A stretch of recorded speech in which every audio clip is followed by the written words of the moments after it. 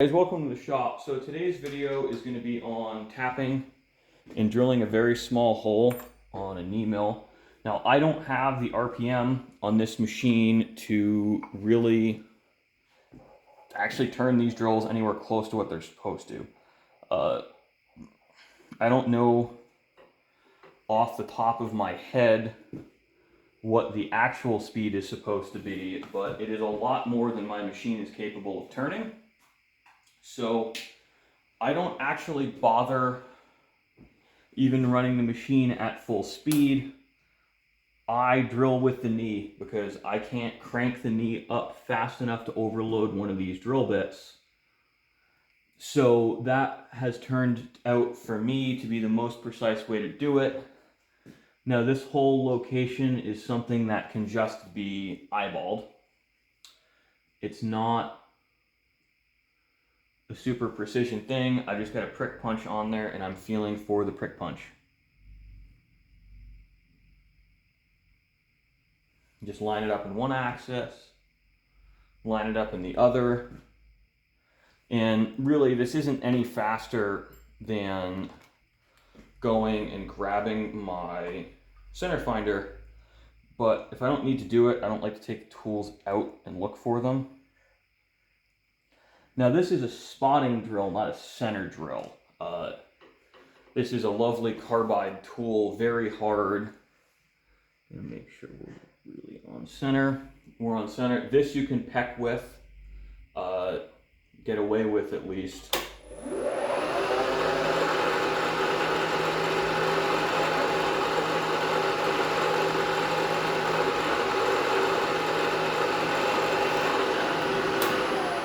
So there we are.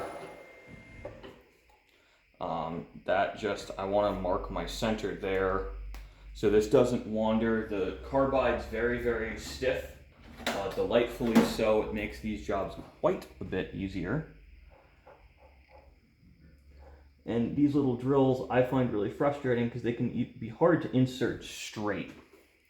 So what we're actually going to do is lower that down, lock it, get plenty of oil on there, fire the machine up, and crank the knee.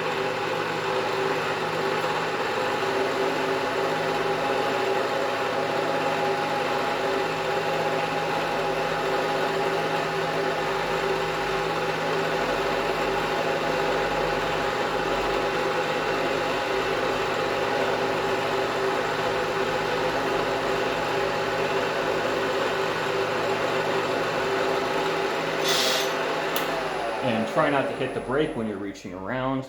Not really a big deal. I don't think you'll damage anything because the brake is meant to stop the machine from turning. But the easy part's over. This is the kind of tough part where you need a tap follower and quite a bit of care.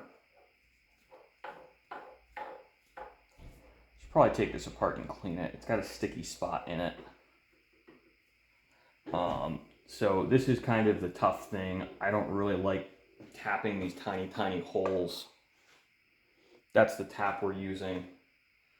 Very easy to break, these 440s.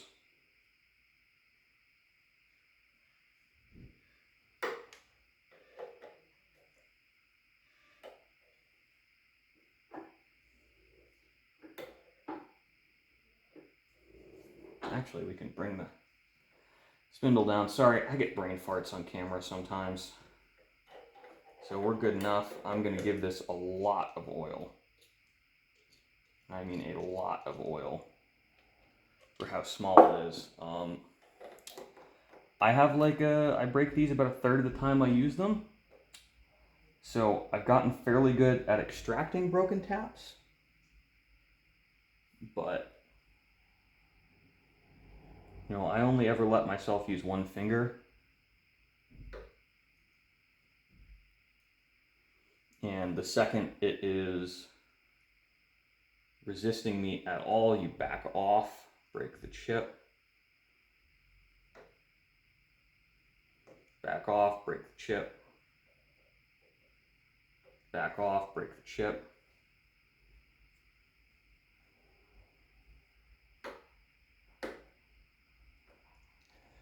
So it's just a matter of taking your time and not rushing, because there's a lot to go wrong with these little tiny taps.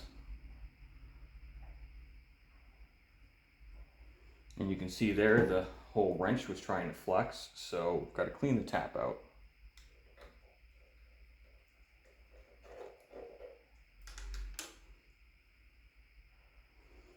All right.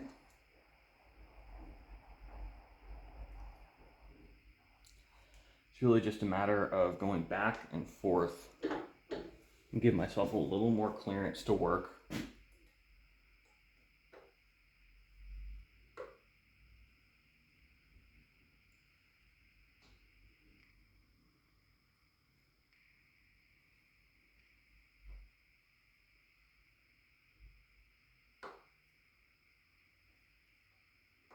Yeah, I mean, this is also 01 tool steel, which is relatively tough material. If you're doing this for the first time, I would probably say use a really easy to machine material. These are even easy to just spin the tap wrench out and break these guys. If you're lucky like me, I seem to always break them where they neck down. So you'll see here I'm taking this out with a finger. I'm trying to, because you know, the less side load you put on these, the better. And we're going to check this with a 440 screw.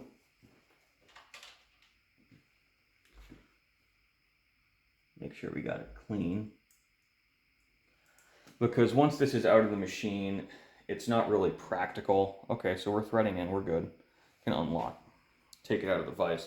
Once you're out of the machine on a round part like this, it's extremely difficult to get it lined up the exact same way twice. So as a rule, I tend to not take them out of the vise until I'm confident the tapped hole is in correctly. Just, you know, speaking from experience, it's easy for things to go sideways on these little jobs. So just, if you're not sure if it's perfect, check. And if you're still not sure, check again. There's no shame in checking multiple times. Now this is actually just a really little boring bar for my boring head, because I like these, I think they're TCMT or TMNT, I can never remember insert shapes, because I don't really use a lot of insert tooling here. But these are really good for finish cuts, these small sizes. So, you know, they're pretty good for a boring head. I have not had trouble taking even a 1 or a 2,000th cut with these guys. So really the only thing to do is shorten these screws. I don't keep screws of every length I will use on hand, just because they're kind of a waste. They get too expensive when you need a bunch of different little sizes. So you see here we've cut well past center. Focus. We cut well past center, so the cutting edge of this is on center. Now the reason for that is just a better surface finish. If you have it in front of or behind center, you kind of create positive or negative rake, which isn't really what you want with one of these guys. This is my first attempt, and you see how far past center we are. That was kind of stupid and careless, I would say. I can go back and fix that, but you know, everything in that except for the end of the material that is, you know, going to get hogged away, I can reuse everything. That's still a very salvageable part. I didn't think of it when I was making that. So there you are, pretty simple shop-made insert tool. Excuse me while I hold it off camera, because I forget how cameras work. Shop-made insert tool. These aren't hard. I think counting the lathe work, I probably spent, you know, 20 minutes, 30 minutes on this total. Very quick, easy to make, good little starter shop project. Theoretically, you can also use these inserts for a dovetail cutter, which I have not done, but it's fun to use the mill other ways than normal. You know, you don't, just because you have a quill doesn't mean you need to use it to drill. The lessened feed and reduced risk of grabbing when you crank with the knee is really helpful. Um, you know, I used to do these on my drill press or a drill press because I had the speed to drill on that. You know, the drill press would get up to 4 or 5,000 RPM. But, you know, frankly, it's kind of just easier to do it on the mill. You're not walking back and forth between machines or moving tools back and forth. You know, there is a certain convenience factor of doing everything in one place. And I think even though it's slower during the operations, there's time saved walking back and forth. So guys, thanks for watching. I hope you enjoyed and learned something new with me today.